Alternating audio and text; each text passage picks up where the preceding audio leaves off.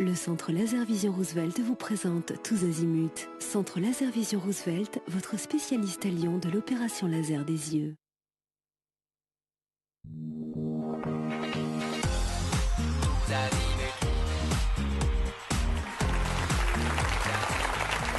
Salut à tous, merci d'être fidèles au rendez-vous depuis les choristes. Il a bien grandi, il a parcouru beaucoup de chemin. Jean-Baptiste Monnier dans Tous Azimuts.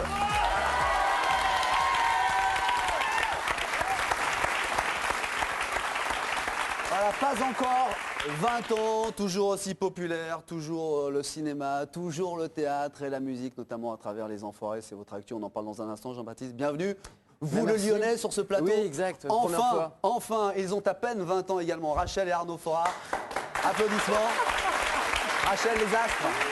Bon, alors, au mois de mars, on a 3 empêcheurs de tourner en rond qui s'appellent Saturne, Uranus et Pluton.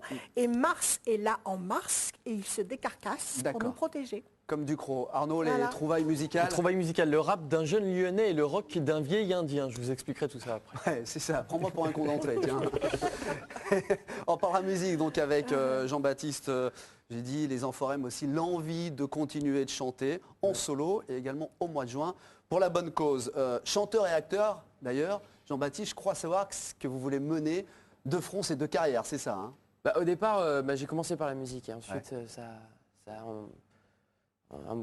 j'arrive même plus à parler. En plus, Vas-y. je suis arrivé dans le cinéma et en fait, j'ai eu un peu un différend avec mon chef de chœur il y a quelques années, donc il m'a un peu éloigné de la musique et voilà. Mais je m'y suis remis depuis que je suis parti aux États-Unis. On va parler de la musique, mais les choristes, c'était il y a 6 ans, hein, c'est en mars 2004 les choristes. Ah ouais, donc vous aviez 2003. Ouais, vous aviez 13 ans depuis, c'est vrai que vous êtes passé à autre chose en enchaînant quelques films, des téléfilms jusqu'en 2007. Mais Jean-Baptiste, c'est vrai, le break, il était indispensable pour couper, pour passer à autre chose. Je sais pas s'il était indispensable, mais non, j'avais envie de faire autre chose et c'est vrai que le cinéma me tendait les bras et j'avais envie de continuer dans cette voie-là, donc voilà. Vous êtes parti aux États-Unis apprendre les bases du métier? Oui, et puis aussi de faire ça de façon anonyme, c'est-à-dire d'apprendre vraiment le théâtre comme tout le monde. Et c'est sûr qu'en France, j'aurais pas pu le faire. Les gens me connaissaient, donc peut-être vous se demandez qu'est-ce que tu fais là. Pression, quoi. Ouais, voilà un peu ça. Et je me suis dit pourquoi pas aller aux États-Unis, puis jouer en anglais et apprendre tout ça dans une langue différente et de découvrir de nouveaux auteurs et découvrir une culture différente, ça m'intriguait. Et depuis septembre, vous êtes revenu à Lyon et vous continuez de prendre des cours de théâtre. Exact, ouais. Mais là, j'ai un peu arrêté depuis janvier à cause... Oui, parce que... À cause de quoi, très cher? Eh bien, à cause des Enfoirés. Donc ça m'a pris pas mal de temps, ça m'a pris une quinzaine de jours et ils acceptaient pas trop que je puisse partir. Donc c'était aussi assez difficile en ce moment. Je monte beaucoup sur Paris aussi pour du travail, donc voilà, c'était un peu difficile de concilier les deux. Vous étiez à New York, on a dit, pour repartir de zéro un petit peu, mais Lyon, ça vous manquait ou pas? Oui, bien sûr. La famille? La famille, les amis. Le tunnel sous Fourvière-Boucher? Oui, la Pardieu? Exactement. L'OL? Oui, l'OL, même si j'ai pas beaucoup suivi le foot là-bas, que c'est pas... Les quenelles. Non, pas les quenelles, les quenelles. Les quenelles. Donc le métier, acteur, chanteur, envie d'être journaliste sportif, c'est fini ça? Ouais, non, pour l'instant non.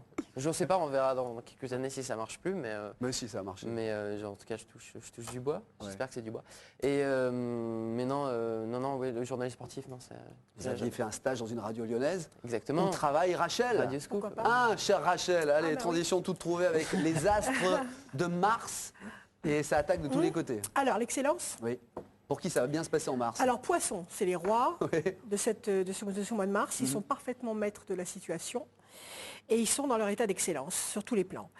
Après les poissons, nous avons les Gémeaux qui ont une décision à prendre. Il y a beaucoup d'opportunités qui vont se présenter et ils vont choisir et faire le bon choix. Il y a les Lions qui vont être amoureux, qui vont être trépidants, que ça roule pour eux. Les Scorpions, bonne initiative professionnelle et cette année, je pense qu'il y aura beaucoup de Scorpions qui vont se marier. Les Sagittaires, le travail en avant. Turbulence. Les turbulences. Jean-Baptiste, vous êtes quel signe vous? Capricorne. Donc vous faites partie. Je suis en zone de turbulence. Comme beaucoup, comme 6 signes pour qui ça va moyen se passer en mars. Moyennement, les Taureaux. Oui. Vous savez comme qui? Allez, on y va. Bon, d'accord. Les Taureaux qui doivent être persévérants. Les Cancers. Les cancers qui ont une contrariété affective, il ne faut absolument pas qu'ils paniquent. il faut qu'ils s'expriment et qu'ils disent réellement ce qu'ils ressentent à l'intérieur et tout s'aplanira, tout se passera bien. La Vierge, il peut y avoir des contretemps, des oppositions. Là aussi, exprimez-vous et n'ayez pas peur des réticences du moment. La Balance, Saturne rétrograde en Balance. La Balance a le sentiment de piétiner, de perdre du temps alors qu'il n'en est absolument pas. Ce n'est absolument pas le cas. C'est une tendance constructive qui est lente mais qui se construit quand même. Le Capricorne développe son intuition et il faut suivre votre ressenti. Vous y croyez ou pas? Non, pas trop. Rachel, et les Verseaux, c'est pareil. Et les Verseaux, c'est pareil. N'importe quoi. Mais non. Non, mais si, c'est pareil. On a compris que c'était la galère. Sont à fleur de peau. Bon, et enfin, le signe amoureux de ce mois de mars. Les béliers sont amoureux. Il y a des béliers dans le public ou pas? Eh ben bon, voilà. Alors les béliers, il y a Vénus en bélier, il y a Mars. Ça veut dire coup de foudre.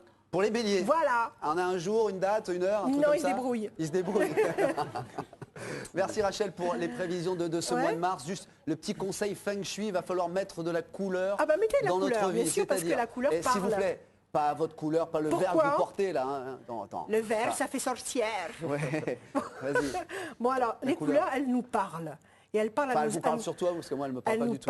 Elle parle à notre aura, elle parle à nos émotions, elle parle à notre âme.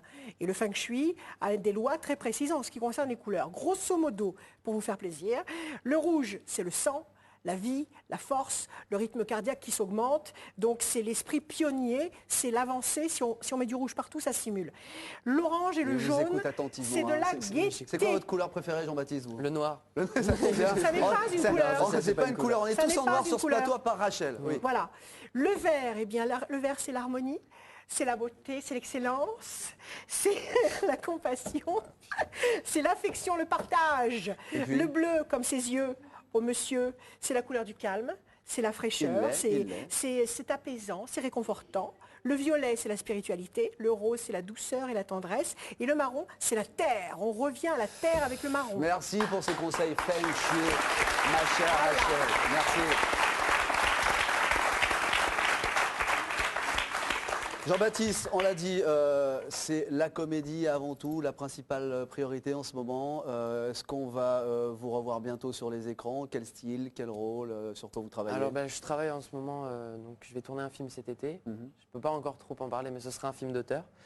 Donc ça va être complètement différent des choristes, parce que les gens font à chaque fois référence aux choristes. Oui, c'est ça, mais ça va être complètement différent. Non, il a même ça a quand même fait 8,5 millions d'entrées. Donc, les cours de théâtre, vous les prenez à Lyon? Oui. Au conservatoire? Non. Ah. Je les prenais... La rue Blanche? Loupé? Non. Ah bon, fini. Un premier long métrage cet été en tournage, c'est ça? Voilà, exactement. Et ensuite un autre projet tournage en septembre et du théâtre l'année prochaine sur Paris. Sur Paris? Ouais. Ça veut dire que donc je pars, inévitablement vous allez monter à Paris, comme on dit, en septembre, c'est ça? Même fin juin. Il nous quitte, à peine rentré, il nous quitte déjà, Jean-Baptiste. C'est la suite d'un bel élan ou c'est une toute autre carrière qui débute pour vous? Ça va être complètement différent parce que les gens m'ont connu jeune. Mais vous êtes toujours jeune, il a 20 ans, il a même pas 20 ans encore. C'est-à-dire très jeune, j'ai commencé il a pris 30 cm, d'accord? Voilà, exactement. Et là, j'ai envie de montrer aux gens que je ne suis plus le petit garçon des choristes. Donc voilà, de montrer autre chose. Ce petit garçon des choristes, il bénéficie toujours d'une énorme cote de popularité. Oui, c'est sûr, mais bon, après les gens me disent, ils ont l'impression, les gens me disent, vous avez beaucoup grandi. Les choristes, c'était il y a 7 ans, c'est ça. Et, donc souvent, ça va être différent. Dans un tout autre registre, mais toujours avec autant de talent, on va parler musique avec vous, on parlera musique également avec Arnaud Fora. Mais tout de suite, c'est l'agenda tous azimuts préparé par Nina Simona. Salut à tous, que ce soit pour les amoureux d'horizons lointains, les jeunes et futurs parents ou encore les amateurs de vin, de nombreux salons au programme tout le week-end dans l'agglomération. Et même un peu plus loin, avec le rendez-vous mondial de l'auto à Genève. Un événement parmi tant d'autres à retrouver dans le supplément week-end gratuit du Progrès tous les jeudis. Après le carnaval de Rio et de Nice, c'est à Saint-Pierre-de-Chandieu que cela se passe, avec le défilé dimanche à 15h. Sur vos agendas, direction la halle Tony Garnier mardi prochain pour des numéros époustouflants tout droit venus du cirque de Pékin. Et cette année, le Japon à l'honneur avec une multitude d'animations et de découvertes à la Foire internationale de Lyon à partir du 19 mars. Pour assister à tous azimuts et découvrir les coulisses de l'émission, contactez-nous à tous-azimut@tlm.fr ou au 04 72 71 10 19. Bon week-end à tous!